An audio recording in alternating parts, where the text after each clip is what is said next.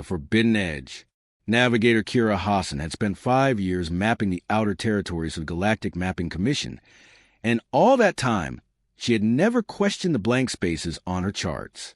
Every star system had a designation, every nebula classification, every asteroid field a documented trajectory.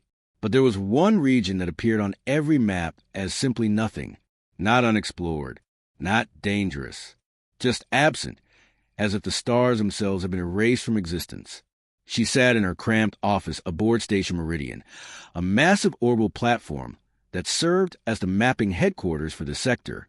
The holographic display before her showed millions of data points, each one representing a cataloged celestial object. Her fingers moved through the light, zooming in on the region that had begun to haunt her thoughts. Sector designations surrounded it like a fence, but the interior remained utterly empty. No stars, no planets, no data at all. Kira had been a cartographer since she graduated from the academy on New Jakarta, one of the few human colonies permitted in Galactic Union space.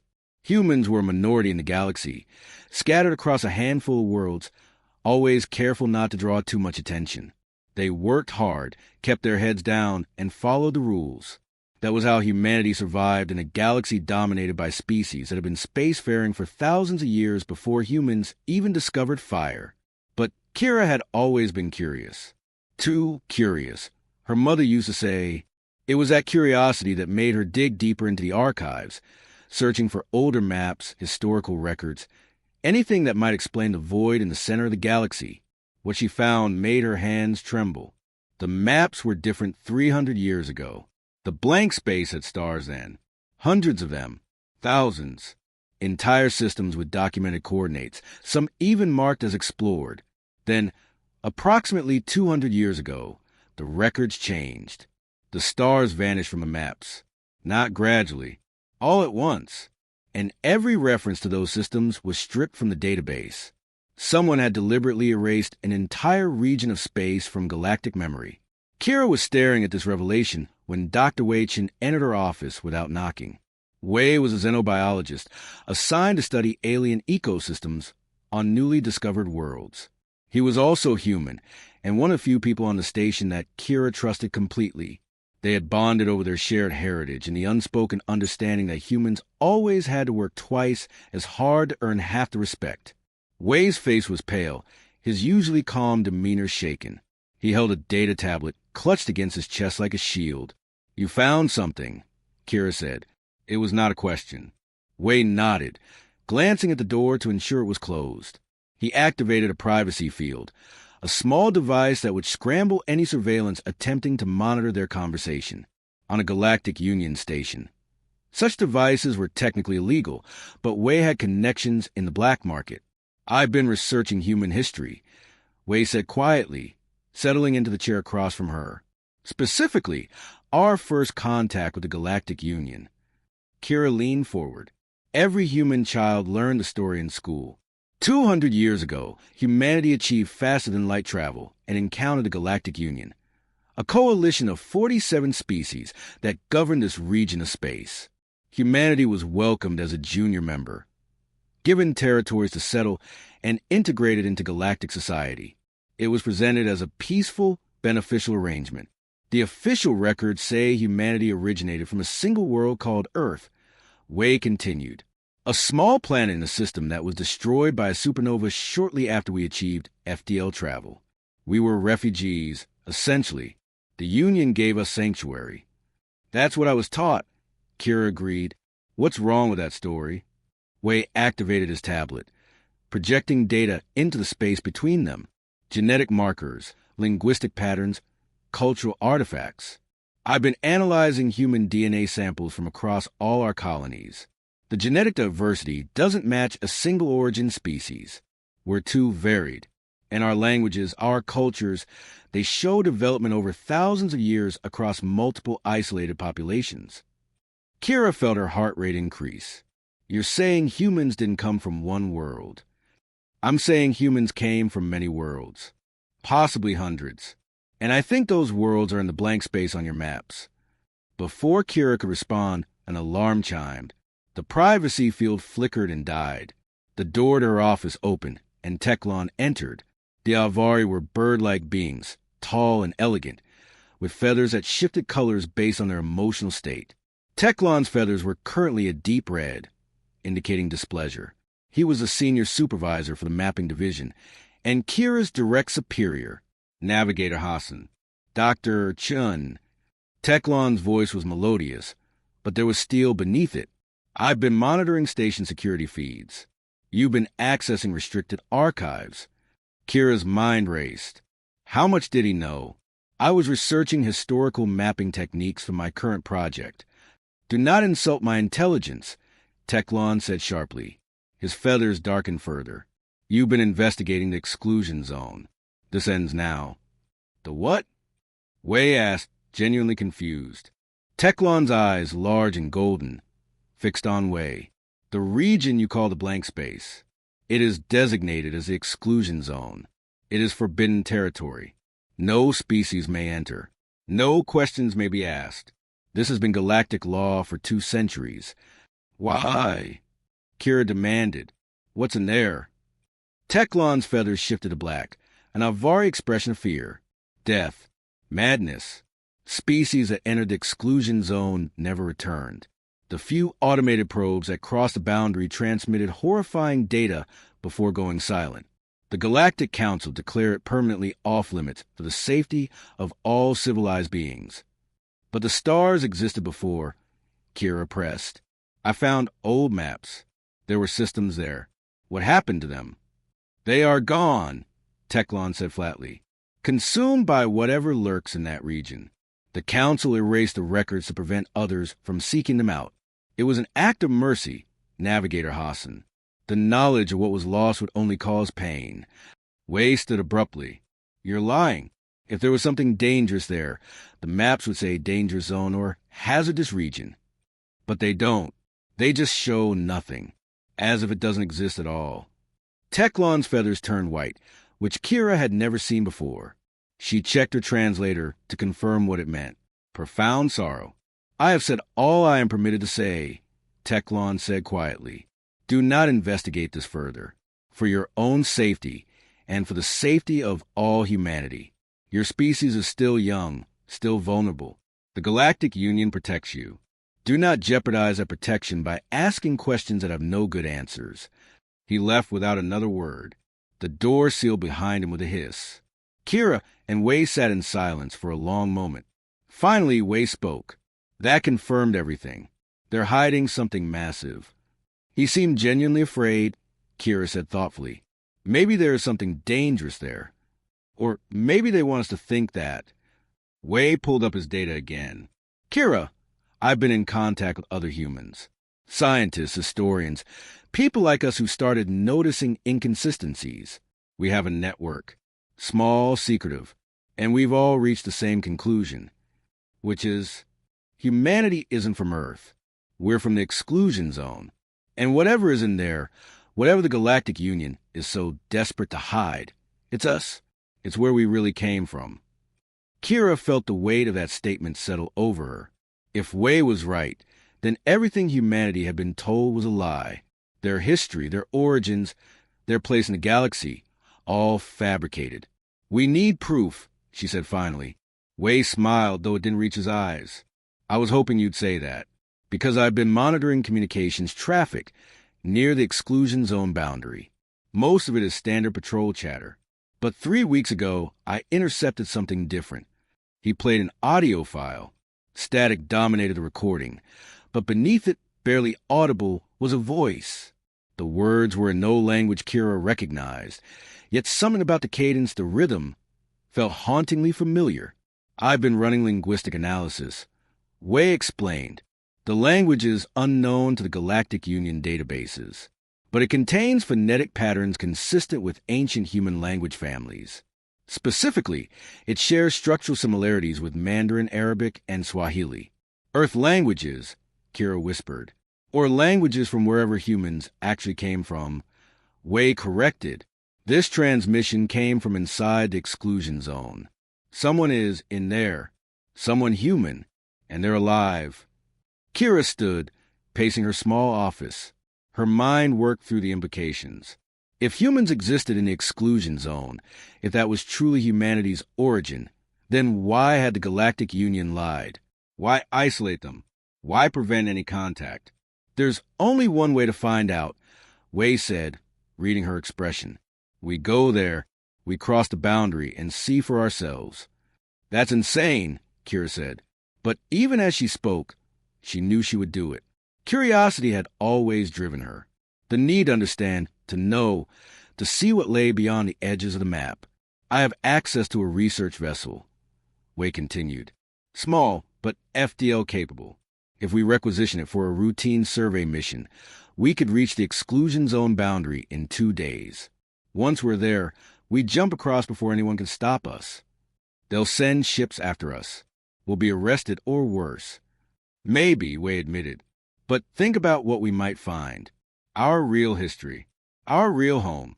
Isn't that worth the risk? Kira looked at the map again, at the vast, empty space that held secrets the entire galaxy want to keep buried.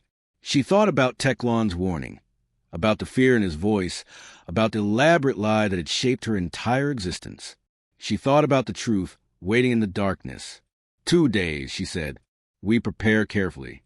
We tell no one. And we bring weapons just in case.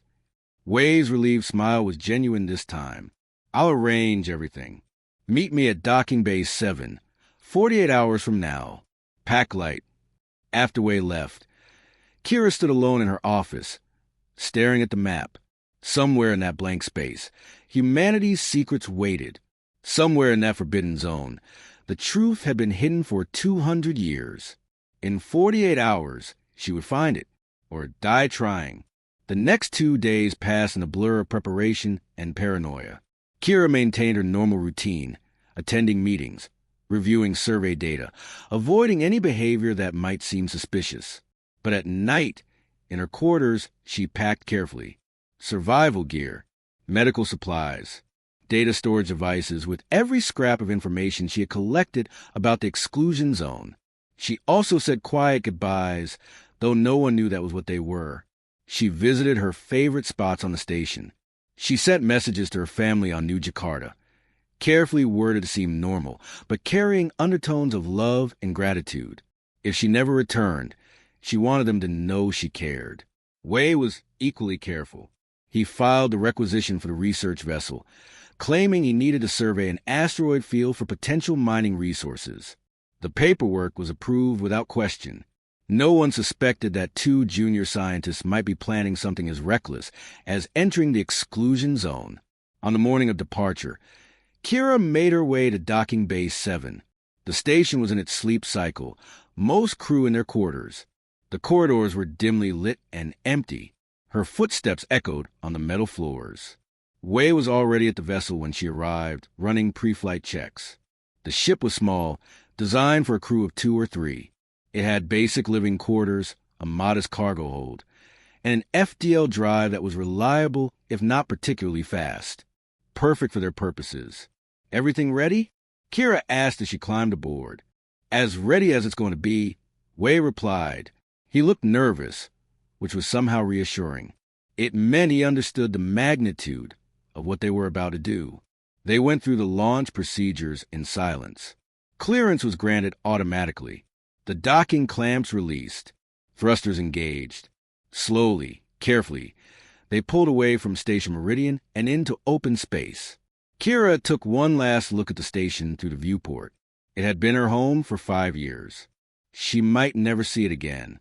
Then she turned forward toward the darkness ahead and set their course for the boundary of the exclusion zone.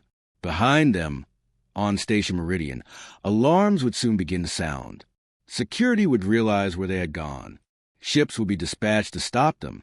But by then, Kira Hassan and Wei Chin would already be crossing into Forbidden Region, into the blank space on the map, into the truth that the galaxy had tried so hard to erase. Whatever waited for them there, they would face it together. The stars ahead seemed to shimmer with promise and threat in equal measure. Beyond the silence, the research vessel glided through space at sublight speed, approaching the boundary of the exclusion zone.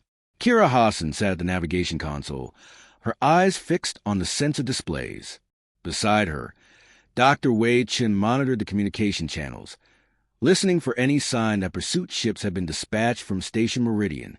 So far, nothing, but that would change soon. "We're 10 minutes from the boundary," Kira announced.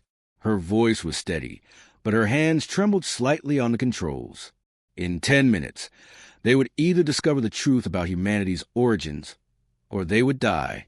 Possibly both. Wei pulled up the star charts one final time. The boundary was marked clearly on galactic maps, a perfect sphere surrounding the exclusion zone. On their side, stars glittered in abundance. On the other side, the chart showed nothing. Empty space. A void that defied explanation. "Something interesting," Wei said, studying his instruments. "I'm detecting a faint energy signature along the boundary. It's not natural. Someone built something here." Kira adjusted her scanners to match Wei's frequency. He was right. A network of energy nodes stretched across the boundary, forming an invisible barrier. Not a physical wall, but something that interfaced with technology. A filter, perhaps, or a gateway. "What do you think it does?" she asked. Only one way to find out. Wei initiated the jump sequence. Their FTL drive hummed to life, building charge. In 60 seconds, they would make the leap across the boundary and into the unknown. Kira's console chimed. An incoming transmission from Station Meridian. She'd need to open it to know what it said. Return immediately. Unauthorized departure. Violation of Galactic Union law. She ignored it. 30 seconds. Wei counted down. "Whatever happens, I'm glad we did this together." Kira smiled despite her fear. "Same. Let's go find our home." The FTL drive reached full charge. Wei engaged the jump. Reality twisted, folded, compressed. For a moment that felt like eternity, Kira existed in the space between spaces, where physics bent and time lost meaning. Then, with a lurch that made her stomach rebel, they emerged on the other side, and everything went dark. Every system on the ship failed simultaneously. Navigation, life support, communications, even emergency lighting died. For a terrifying moment, Kira floated in absolute darkness and silence, wondering if this was death, if the warnings about the exclusion zone had been true after all. Then, slowly, systems began to reboot, but not their systems. The displays that flickered to life showed interfaces Kira had never seen before. The language was unfamiliar, yet somehow readable, as if her brain was translating it automatically. Emergency protocols activated. Backup power engaged. Life support resumed with a gentle hiss of recycled air. "What just happened?" Wei's voice came from the darkness beside her. "I think our Galactic Union technology died," Kira said, working the new controls. But something else took over. Something designed to work in this region of space. A new display activated, showing their surroundings. They were not alone. A massive vessel hung in space before them. Sleek and angular, built with materials that seemed to absorb and reflect light in impossible ways. It was technology far beyond anything the Galactic Union possessed. And it was moving toward them. Wei grabbed Kira's arm. "Should we run?" "Run where?" "Our FTL drive is dead, along with everything else we brought from Union space." The massive vessel pulled alongside them, dwarfing their small research ship. A docking clamp extended, magnetic locks engaging with a solid thunk. They were being boarded.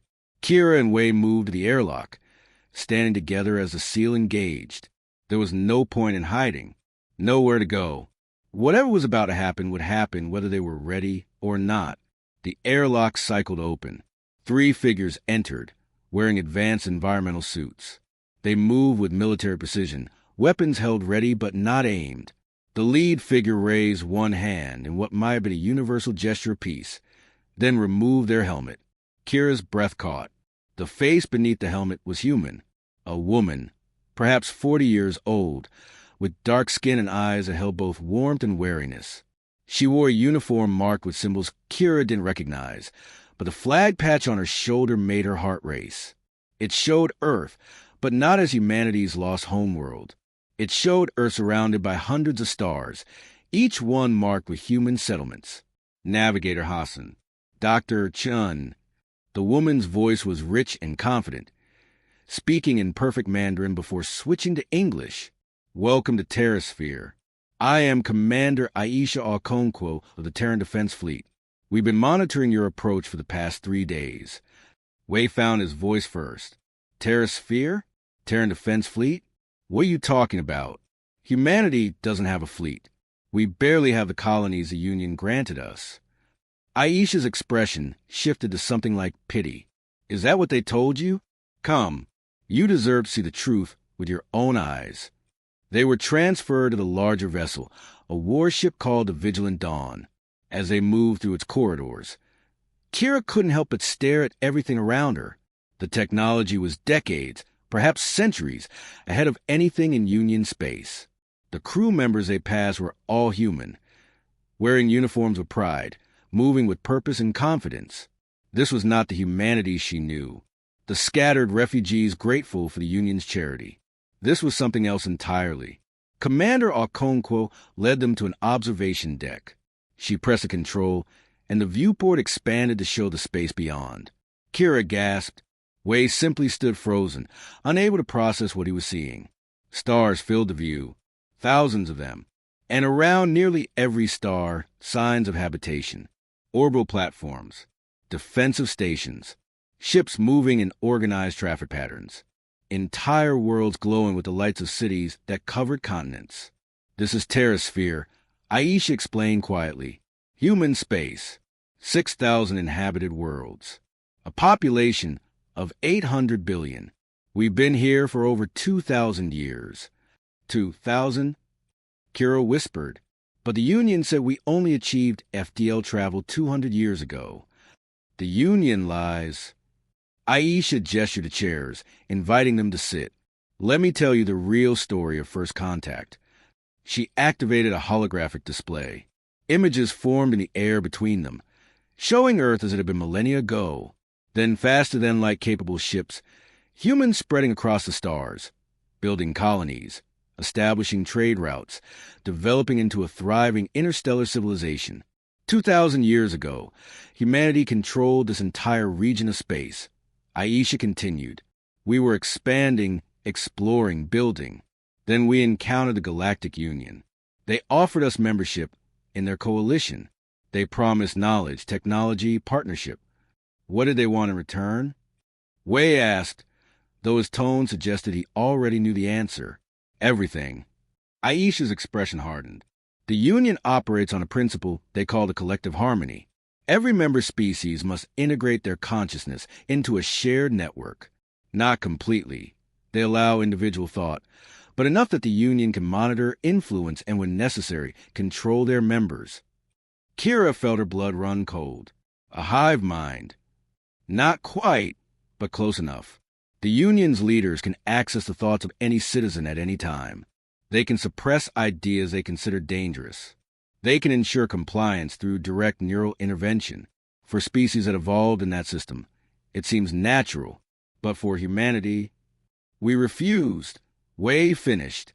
"We refused." Aisha nodded. "Humanity values individual freedom, independent thought, the right to privacy within our own minds. We told the Union we would trade with them, negotiate with them, even ally with them in times of need. But we would never surrender our consciousness to their network." The holographic display changed, showing fleets facing each other across space. Human ships on one side, Union vessels on the other. They didn't take it well, Aisha said grimly. The Union had never been refused before. Every species they encountered either joined willingly or was subjugated by force. Humanity was the first to say no and have the strength to enforce that refusal. "There was a war," Kira said, remembering the fragment of information she had found in the archives. "A war they couldn't win," Aisha confirmed. "Humanity had advantages the Union didn't expect. We evolved on a harsh world, learned to adapt quickly, developed technology at rates they considered impossible. Every engagement taught us something new. Within years, we matched their technology. Within decades, we surpassed it in many areas." Wei leaned forward, his scientific curiosity overcoming his shock. "How?" "The Union had thousands of years of advancement. Because they were stagnant," Aisha explained. When you can reach into your citizens' minds and suppress any idea that threatens the status quo, innovation dies. The Union had perfected their technology centuries ago and stopped improving. They became comfortable, conservative, resistant to change. Humans kept pushing forward, Kira said, understanding dawning. Always. Aisha agreed with fierce pride. That's what we do. We question. We experiment. We fail and learn from failure. We take risks. The Union couldn't comprehend it. To them, we were chaos incarnate, dangerous and unpredictable. The holographic display showed the end of the war. Not destruction, but separation. A boundary being established. Human space sealed off from Union territory.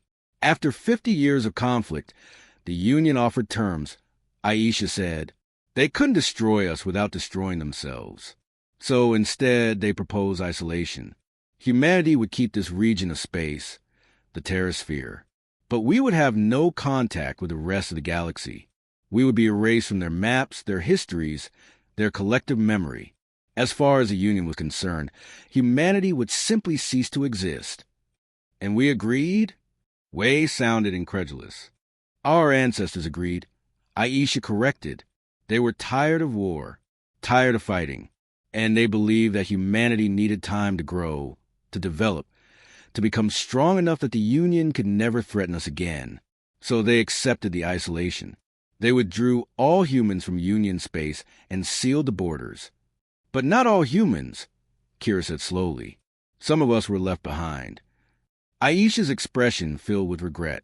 Yes, approximately 50,000 humans were in Union space when the borders closed. Explorers who had traveled far from home. Diplomats at Union stations. Traders in foreign markets. The isolation happened quickly by necessity. Not everyone made it back. What happened to them? Wei asked. For the first few generations, they tried to maintain their humanity, their cultures, their languages, their history. But the Union worked to erase that. They claimed humans came from a single world that was destroyed. They rewrote the records. They suppressed any attempt to preserve human heritage. Within a few generations, most humans in Union space forgot where they really came from. Kira felt tears on her cheeks. We forgot. We forgot we had a home. Not entirely, Aisha said gently. Some part humanity never forgets. That's why people like you start asking questions. That's why you feel drawn to the blank space on the maps. Something deep inside remembers. Wei stood abruptly, moving to the viewport. All this time, we thought we were alone. A minority species dependent on Union charity. But we're not. We're not alone at all. You never were, Aisha confirmed. Terrasphere has been watching. We monitor the Union borders constantly. We know about every human in their territory. We wanted to make contact to bring you home, but the isolation treaty forbids it. If we violate the terms, the Union could justify restarting the war. But you let us cross, Kira said. Aisha smiled. You crossed of your own free will. We didn't retrieve you. We didn't invade Union space. You simply discovered the truth and came home.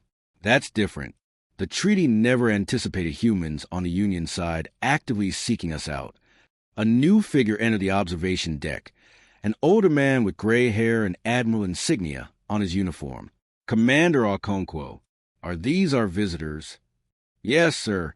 Navigator Kira Hassan and Dr. Wei Chun from Station Meridian. The admiral extended his hand. Admiral Marcus Chun, welcome home. I'm sure this is overwhelming, but we have much to discuss. Your arrival changes everything. How? Wei asked. Because you're proof that humans in Union space are starting to remember, Admiral Chen explained. You found the truth despite 2 centuries of lies. If you could do it, others can too. Others will. The Union won't like that, Kira said. No, they won't. The Admiral's expression was grave, which is why we need to move quickly. You too cross the border. That means Union security knows someone entered Terrasphere. They'll be watching for your return. When you don't come back, they'll investigate. We're not going back, Wei said firmly. We're not asking you to, Admiral Chen assured him. But your disappearance will have consequences. The Union will strengthen border security. They'll increase surveillance on humans in their territory. They might even start actively suppressing any inquiry into human origins. Kira felt anger rising in her chest. So they'll hurt more people like us. Punish them for being curious. Unless we act first, Aisha said. She looked at the Admiral, who nodded permission for her to continue. We've been preparing for this moment for decades. A plan to finally end the isolation and bring all humans home. What kind of plan? Wei asked warily. Admiral Chen activated a new holographic display. It showed Union space, Terrasphere, and hundreds of communication nodes positioned along the border. We broadcast the truth, he said simply. Simultaneously, across every Union channel, we reveal that humanity exists. We show them Terrasphere. We prove that the Union has been lying for 2,000 years. We expose the collective harmony for what it truly is, a system of control and suppression. That will start a war, Kira protested. It might, the Admiral admitted, but it might also start a revolution. Not every species in the Union is happy with the collective harmony. Many younger species chafe under Union control. If they knew there was an alternative, if they saw that humanity thrived without surrendering their consciousness, they might demand change.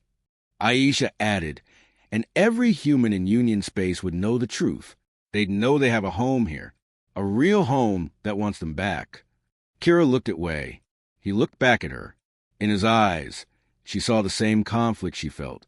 Fear of war, hope for truth, the desperate desire to help the humans still trapped in Union lies. When would you do this? Kira asked. That depends on you, Admiral Chen said. You're the first human from Union space to reach us in 50 years. You know their systems, their culture, their security. You can help us craft a message that will reach your people effectively. Help us time it for maximum impact. And afterward? Wei asked. Afterward, everything changes. Aisha said. The isolation ends. Either peacefully or through conflict. But it ends.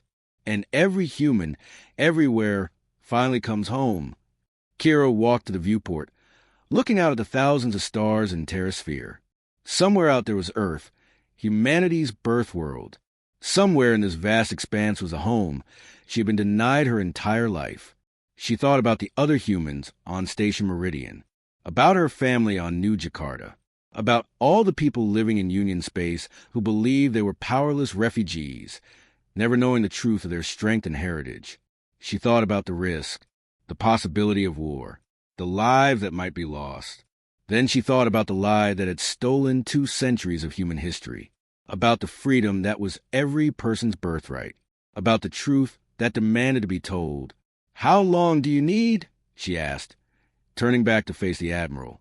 72 hours to position all our communication nodes and prepare the broadcast systems. Kira looked at Wei one final time. He nodded. Then in 72 hours, Kira said, we tell the galaxy the truth. All of it. Admiral Chen smiled. Welcome home, Navigator Hassan. Welcome home, Dr. Chun. Let's give humanity back to itself. Outside the viewport, the stars of Terrasphere burn bright with promise. In 3 days, those stars will be visible to the entire galaxy. The blank space on the maps will be filled again with light, and humanity, scattered and divided for 2,000 years, would finally be whole. The silence was about to end, and in its place, a new chapter of human history will begin, written not in isolation, but in the unified voice of 800 billion people declaring their existence to the cosmos. The galaxy had tried to forget humanity. Now humanity would remind them why that was impossible.